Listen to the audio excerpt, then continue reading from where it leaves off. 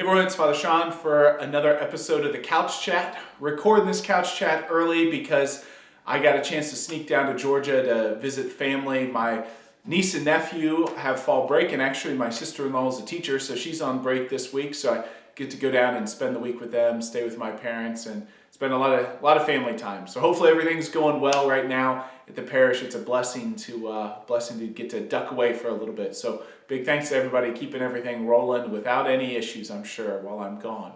A couple things just to put on your radar. One, we're still in the midst of the Jubilee year. You might remember, maybe you just love it and you can't get enough of it, that we're in 2025 in this Jubilee year under the title The Pilgrims of Hope.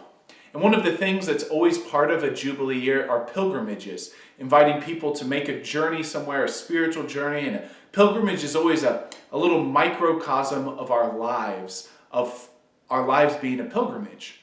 And so there are 3 places that have been dedicated pilgrim sites in our archdiocese, and we've already done pilgrimages to 2 of them.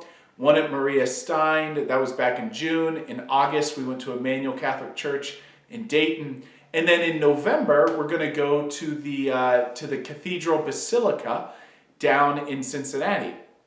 And of course, that's where priests are ordained. That's where the oils that are used here are blessed. It's where Archbishop Casey was installed recently as our new archbishop. So it's kind of it's the primary church in our archdiocese. So it's fitting for it to be one of these pilgrim sites. So we're actually teaming up with some other groups. We're teaming up with Journeys Revealed Ministries and Silver Cross Catholic Shop to organize a pilgrimage down there. They're actually doing most of the organization. We're just allowed to kind of buddy up with them. So it'll be Monday, November 3rd, a pilgrimage down to the Cathedral Basilica, have a tour, have Mass, and then actually in the afternoon get a chance to go out and see the seminary.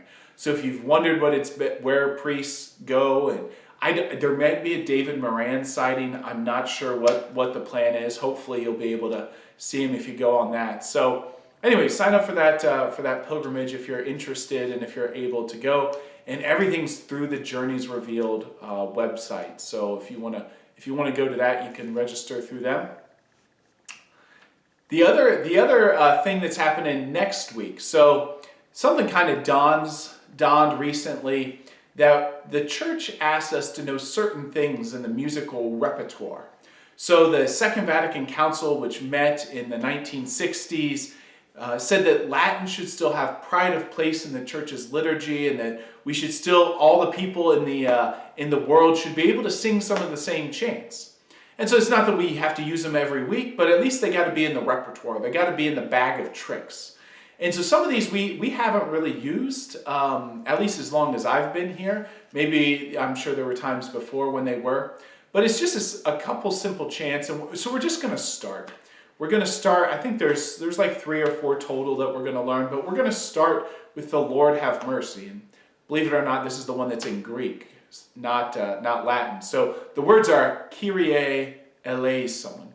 2 words, Kyrie eleison. And then Christ have mercy is Christe eleison. Look at that, you know Greek. So we're going to chant it before Mass. We're going to talk about it at Mass this Sunday. But it'll just be Kyrie eleison. And then you'll all respond Kyrie eleison. And then we'll do the Christe eleison, right? Christ have mercy. Christe eleison. Christe eleison. And then back one more. Kyrie eleison. And then the final response is just a little different. It's Kyrie eleison.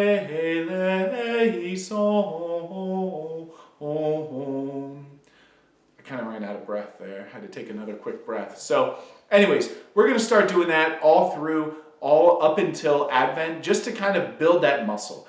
Add it to the repertoire, add it to the bag of tricks, just so we can add that there. So exciting times. We're praying with the church. We're praying with the Universal Church. If you got to witness or watch any of Pope Leo's installation or any masses that he celebrates, and because there's Catholics from all over the world, we use the Latin a lot because it should be in all of our repertoires. So just things we're going to familiarize ourselves with. we're going to add some more in January and February just so that we're all able to have our full repertoire filled out. So anyways, that's this week's Couch Chat. Hopefully all's well in the parish, and we'll see you this weekend. Lord have mercy.